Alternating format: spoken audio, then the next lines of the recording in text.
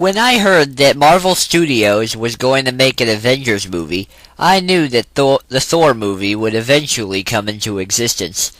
Now, between this and the Captain America movie, I was rather worried. I didn't think the Thor comics could translate well in the film.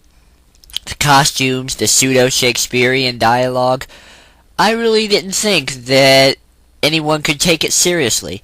However, when I went to see it, I thought it was very, very well done.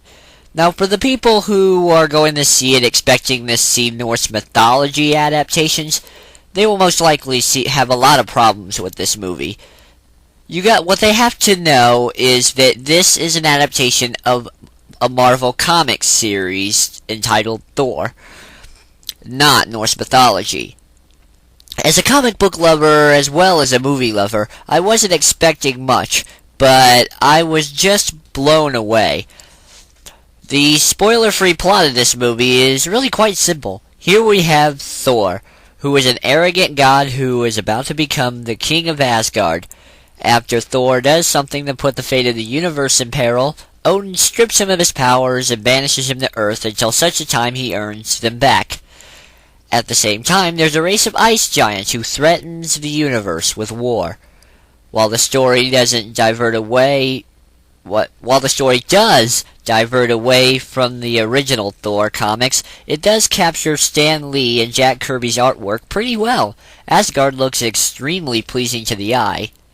The story itself kept me thoroughly entertained, and the actors, especially Anthony Hopkins and Chris Hemsworth, were amazing. I know Anthony Hopkins treats every act like it's in real life. I've heard that behind the scene he even stays in character a few minutes after each shot, which is a true testament to his acting career. As for Chris Hemsworth, I think he did a great job showing his smug side as well as the sympathetic human side of his character Thor.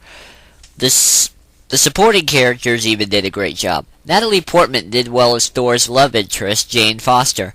I'm sure many people want to bash her because she probably wasn't as good as she was in Black Swan. But then again, you can't compare Black Swan with a comic book movie presented by Marvel. And in this comic book movie, I believe she did great. No complaints. Finally, I want to bring up Idris Elba, however you pronounce that, as Heimdall, the gatekeeper of Asgard. When I went to the movie theater with my friends to see this, there was one man in the audience that was apparently extremely offended by the fact that the only black man in the movie was cast as the doorman of Asgard. If I have any African American viewers, I would like to know if you were offended by this casting choice as well. You know, just for reference. Many people probably wanted to see this movie in the realm of Asgard and show very little Earth scenes. But the truth is, nearly all the good character development happens on Earth. It shows Thor's change from, let's face it, an asshole, to a truly loving and caring person who actually feels that he wants to be king without starting wars and putting anything in peril. Much of the praise needs to go to director Kenneth Branagh, who treats this work with respect and actually tries his best to make the comics transfer well into film. Not an easy task, especially with minimal changes. That's all I can really ask from a director who wishes to take any kind of established material and bring it to live action.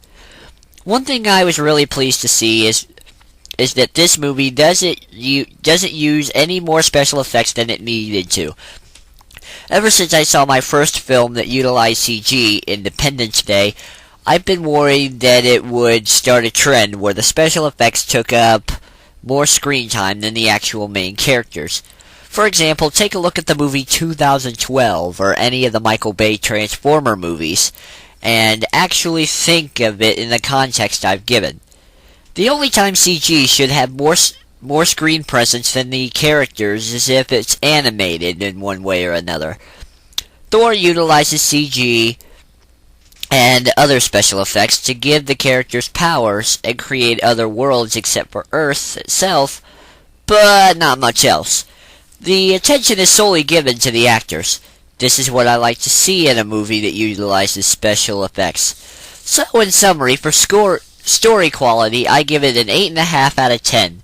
For character development, I give it a 7 out of 10. For special effects, 9 out of 10. Interest, whopping 10 out of 10. And acting, 10 out of 10 as well. And finally, the faithfulness to the original works, I give that about, that's a tough one, how about 8.5 out of 10. So overall, that means I would give this movie a 9 out of 10. This is Dragonas crying these words out to the movie world. It's almost summer blockbuster season, so pick your movies wisely, because Hollywood gives us more of what we pay for. Please support a better movie future.